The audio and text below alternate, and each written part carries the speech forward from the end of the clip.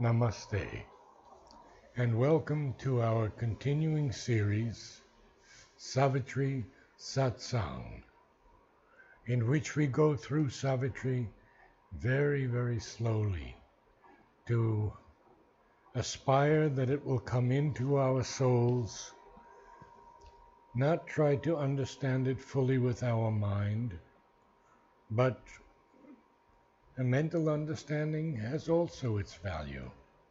So we try to work on all planes. Last week we saw and read this marvelous description of Savitri.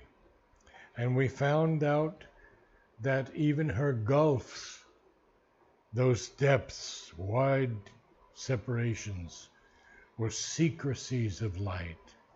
And at once she was the stillness and the word, and so many other things. Love comes into her, and in her, in Savitri, he found a vastness like his own. So today we're going to begin with the line, "Till then, no mournful line had barred this ray." Oh, what is this ray? This ray is the sun that Savitri is. We have a mournful line, no mournful line, no gloomy line, no somber, dreary line had barred this way. A bar is anything that obstructs us, so nothing could bar her.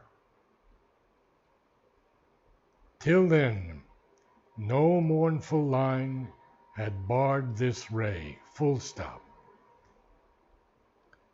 On the frail breast of this precarious earth. What is this frail breast? Something that is easily broken or destroyed, or something fragile. Precarious, almost synonymous. It's lacking in security or stability, subject to chance or unknown conditions. So we are seeing now that Savitri has entered this precarious earth, and it has a frail breast because it is made of matter and not totally yet aware of the divine presence within it, as we are not aware of the divine presence in our mind, in our heart, in our vital, in our body. So now he says, on the frail breast of this precarious earth, since her orbed sight in its breath-fastened house. Now, interesting line. Orbed, of course, has to do with her eyes. Her eyesight, eyeball, poetically. And what is this breath-fastened house? Well, she has taken birth on earth. And therefore she's in a breath-fastened house. And that house is the body. So, since her orbed sight in its breath-fastened house, opening in sympathy with happier stars, well, that's where she came from. She was in sympathy with these happier stars. And where are they? Where life is not exposed to sorrowful change. So she came from there, where life was not exposed to any sorrowful change. Remembered beauty, death-claimed lids ignore. Well, that's us. We're death-claimed lids.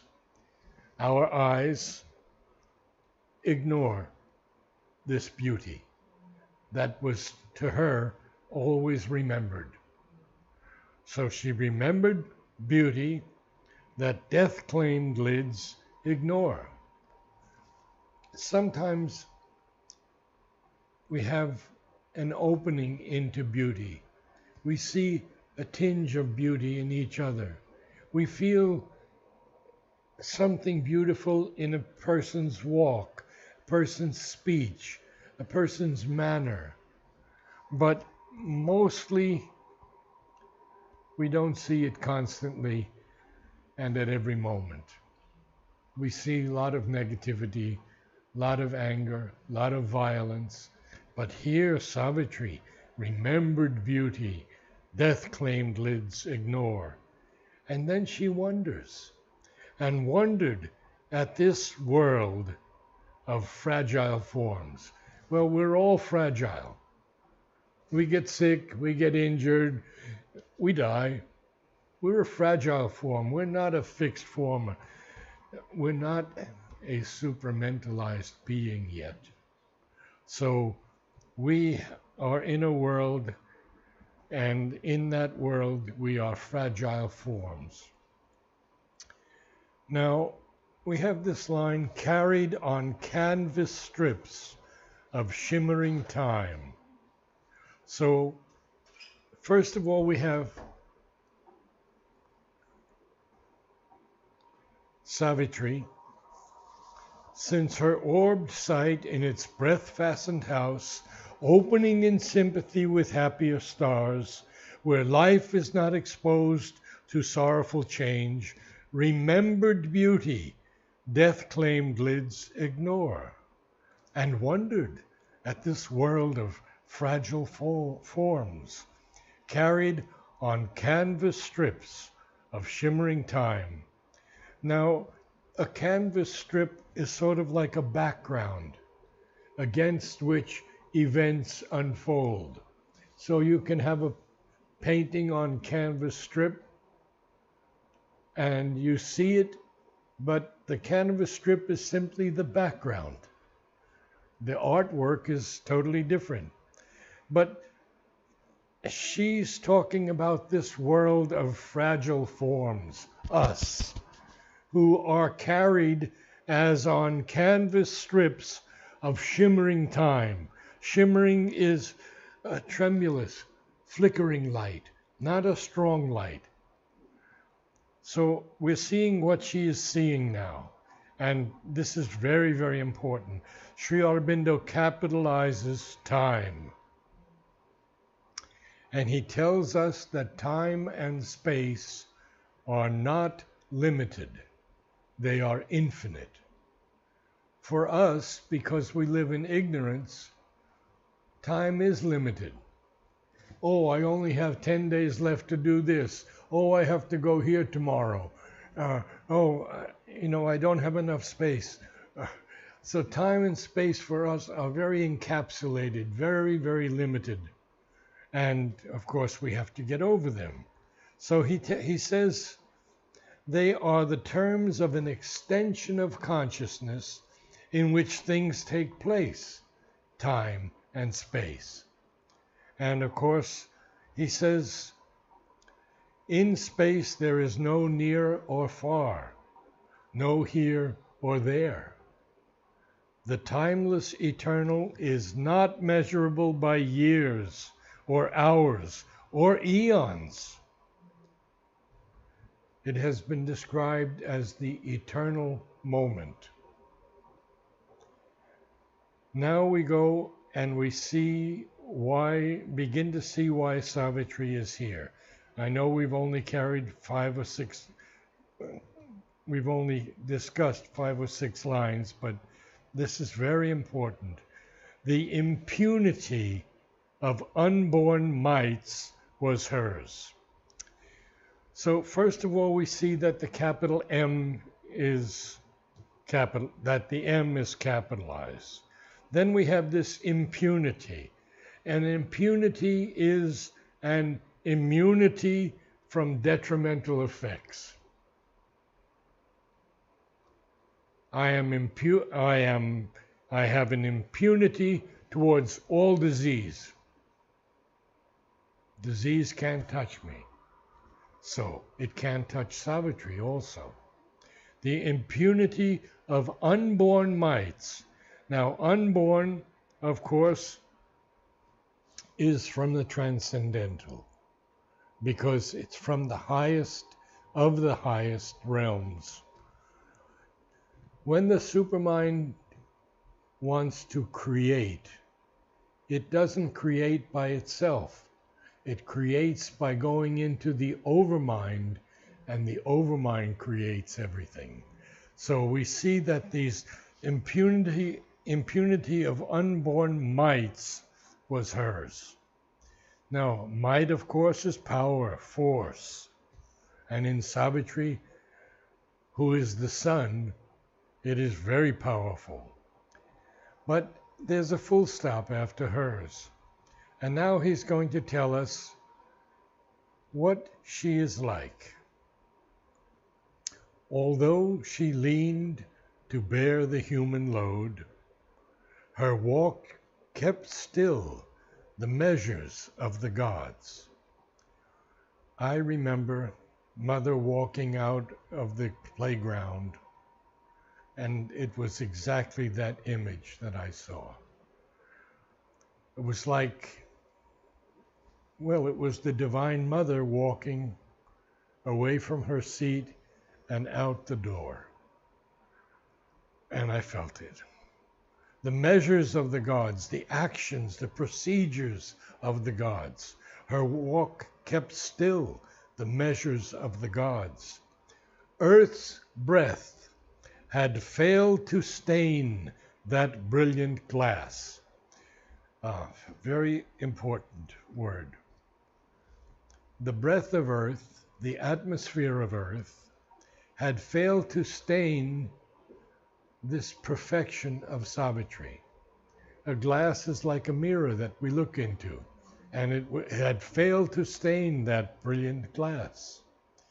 Unsmeared with the dust of our mortal atmosphere, it still reflected heaven's spiritual joy. So nothing could stain Savitri, nothing could stain the Divine Mother. Earth's breath had failed to stain that brilliant glass. Unsmeared, not dirty, not sullied, not soiled. Unsmeared with the dust of our mortal atmosphere, it still reflected heaven's spiritual joy. Almost, they saw, who lived within her light, within Savitri's light, her playmate in the sempiternal spheres. The sempiternal spheres are everlasting spheres. And she always had a playmate, and we're going to find out about that playmate now. But that playmate has descended from its unattainable realms in her attracting Advent's luminous wake. Okay, the wake, of course, is the course, the track of something. And the Advent is always applied poetically to an arrival or an important epoch-making arrival. Savitri's coming to Earth is exactly that. So, what is this playmate of hers? The white fire dragon bird of endless bliss. It's going to go above her head, but I want to talk to you a little bit about this white fire dragon bird. First of all, Nolini told me that it's a composite bird from Sri Aurobindo. It is not mythology. It's an actual bird. Amal says it's part of the fauna of an occult region. And Madhav Pandit told me the dragon bird is the vast enveloping bird of bliss. White to signify purity, and fire to indicate the intensity of bliss. So now we have a different understanding altogether of this playmate of Savitri, who is drifting with burning wings above her days. So we are not seeing anything that Savitri has to go through as yet. He's just describing what she is, that she has come to earth, and then there's a colon after the word days, because Sri Aurobindo wants us to know that heaven's tranquil shield guarded the missioned child. So now we see she's still a child. Huh? This is not the full Savitri yet. That's going to come many, many, many cantos later. In the Book of Love, in the Book of Fate, in the book 7. So right now, she's a missioned child. What is a missioned child? Well, poetically would say it's someone who is on a mission, on a search or on a journey. You know? And now he's going to tell us about her youth. A glowing orbit was her early term. An orbit, of course, is the path that's usually elliptical and usually described by a planet or a satellite, especially around a celestial body like the sun. So now he's already giving us this feeling that Savitri is the sun. A glowing orbit was her early term. Years like gold raiment of the gods that pass. Raiment, clothing, garments. Her youth sat throned in calm felicity. She's a very happy child. Calm felicity. She's a divine child, no doubt. She's going to recognize herself as the mother one day. But right now, her youth sat throned. Now, when someone sits throne, it's like sitting on a throne. So her youth is sitting like on a throne in calm felicity. Now, a throne is always a chair occupied by an exalted person, a king or a queen, a leader.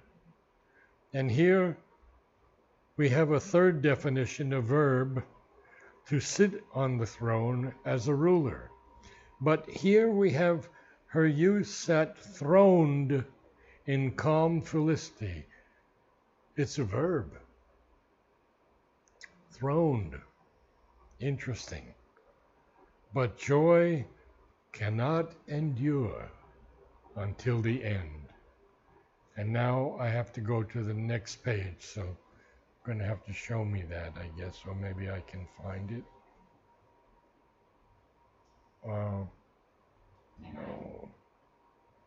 No, couldn't find it. Maybe I want 17 now. You found it? This is 16. Okay. No, it goes backward, but it doesn't go forward. Sure. Yeah, I looked for, here it is, you found it. Very good. Oh, but I lost it again. Okay, here it is. No, just touch it. That's all. Keep open in place. Yeah, good.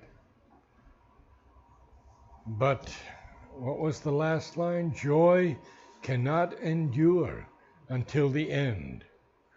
And now he's going to tell us what's going to happen to her. And I know I'm going very slow, but this is very important. He tells us there is a darkness in terrestrial things that will not suffer long too glad a note.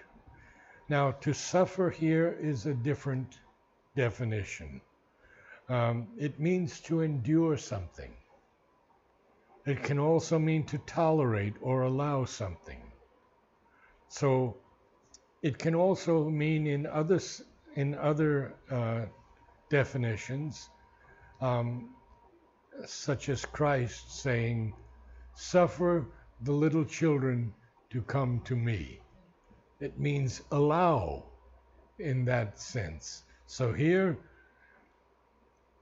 that will not allow long too glad a note. So this darkness in terrestrial things will not suffer long too glad a note. Full stop. On her too closed the inescapable hand. It's an inevitable hand. It's impossible to escape, impossible to avoid. She has come down to earth to save the earth. She is the daughter of the sun, but she has to go through everything just as Sri Aurobindo had to go through everything. On her too closed the inescapable hand, colon. The armed immortal bore the snare of time. Why is she armed? Because she's divine. But she's also immortal. She is not subject to death. Savitri cannot die. She is a self-born soul. And in Savitri, we find that word self-born twice. Once for Sri Aurobindo, once for Mother. So here we see that she's the armed immortal, bore, past tense of bear, the snare of time. The snare, of course, is something that traps us.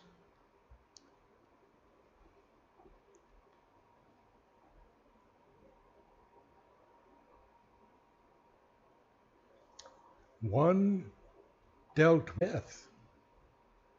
That's an incredible burden. She has to defeat death. So who is this one? Well, this one is a signer of the ordeal and the path. Now, a signer is one who is appointed or designated. So he's a designator of the ordeal, the severe test, and the path, the course of action or conduct, who chooses in this holocaust of the soul. Now, Sri Aurobindo is going to tell us here from the Mother. The Mother not only governs all from above, but she descends into this lesser triple universe. Impersonally, all things here, even the movements of the ignorance, are herself in veiled power, and her creations in diminished substance, her nature body and nature force. And they exist because, moved by the mysterious fiat of the Supreme, to work out something that was there in the possibilities of the infinite, she has consented to the great sacrifice and has put on, like a mask, the soul and forms of the ignorance. But personally, and this is so important because it applies to all these lines, but personally too, she has stooped to descend here into the darkness, that she may lead it to the light, into the falsehood and error, that she may convert it to the truth, into this death, that she may turn it to godlike life, into this world pain and its obstinate, narrow, and suffering. its obstinate sorrow and suffering, that she may end it in the transforming ecstasy of her, sublime Ananda. In her deep and great love for her children, she has consented to put on herself the cloak of this obscurity, condescended to bear the attacks and torturing influences of the powers of the darkness and the falsehood, born to pass through the portals of the birth that is a death. Our birth is always a death. The moment we're born, we begin to die. Taken upon herself the pangs and sorrows and sufferings of the creation, since it seemed that thus alone could it be lifted to the light and joy and truth and eternal life. This is the great sacrifice, called sometimes the sacrifice of the Purusha, but much more deeply the Holocaust of Prakriti, the sacrifice of the Divine Mother. And now we understand this line, that Savitri chooses, after she meets this burdened great assigner of the ordeal and the path, who chooses in this Holocaust, this supreme sacrifice of the soul, death, fall, and sorrow as the spirit's goads. What are these spirit's goads? Well, we know what a goad is because it's what the boys use to move the sheep or the goats and keep them from straying off. And for us, a goad is something that prods us, that stimulates us. And that's usually the asuras or the rakshasas or the pisachas. Or it may be something from above that says, look, you have this wrong within you and this wrong within you, and you have to get rid of it.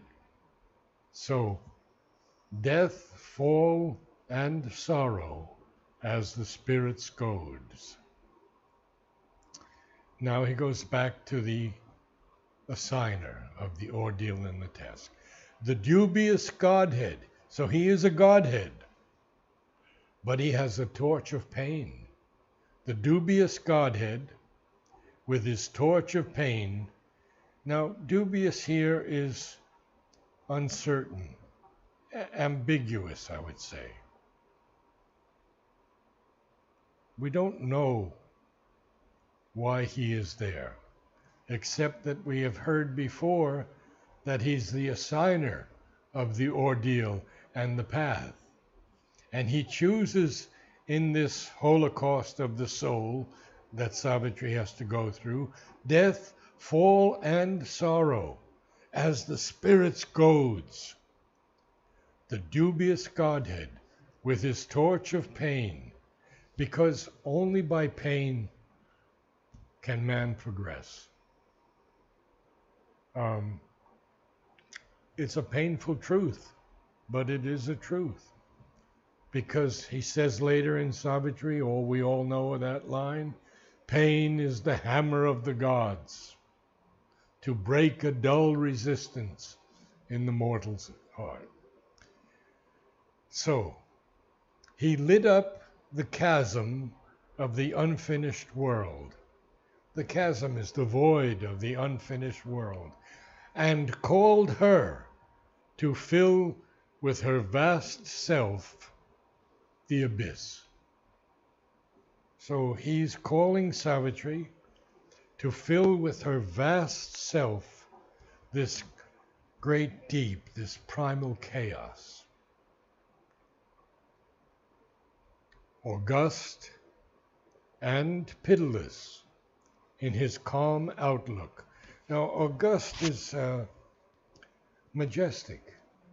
So he's not an evil being at all. He's a grand being. He's someone of supreme dignity. He's revered, in fact. What does he do? Heightening the Eternal's dreadful strategy. Well, the Eternal,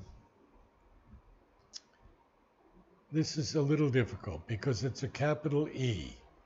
And Sri Aurobindo calls the Eternal that which is cannot perish. It can only lose itself. All is eternal in the eternal spirit. Each is the whole eternal concealed. So here the eternal, we can say, is God. Heightening the eternal's dreadful strategy, he measured the difficulty with the might. So he is measuring the difficulty that Savitri has to go through, along with the might that she has, the power that she has, and therefore, and dug more deep the gulf that all must cross. And we all have to cross that gulf. Like a child soul standing at the gates of hell, seeking for paradise, something like that. We all have to go through that. Assailing her divinest elements. To assailing them is to attack them, to attack her divinest elements. Then what did he do? He made her heart kin to the striving human heart, and forced her strength to its appointed road. The appointed road is a predetermined road. She has to go through it. She's taken this birth on earth in a human form in order to go through this. And her heart is kin. Kin, of course, is of the same kind. You could even say related, family, kinfolk. He made her heart kin to the striving human heart, and forced her strength to its appointed road. And I think probably we'll stop there for today, because there's a lot more that he's going to talk about Savitri and what she has to go through. And we've gone to almost 35 minutes. Is that okay?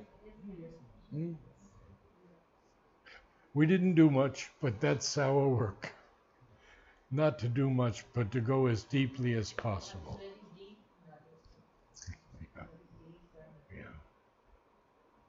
But it gives us this humility to understand all that Mother has gone through for us. And he doesn't talk about Sri Aurobindo yet, because that's going to be in Canto 3 and Canto 5, all about Sri Aurobindo in the persona of Ashwapati.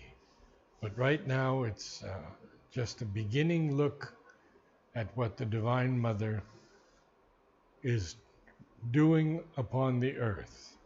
And I think you all know that she and Sri Aurobindo are preparing the supermental bodies in the subtle physical, which is very, very close to our physical body. It could be in some hundreds of years that the supermental body will come. But we don't know, because time is different for us than it is for the divine. Namaste, all. Namaste. Namaste.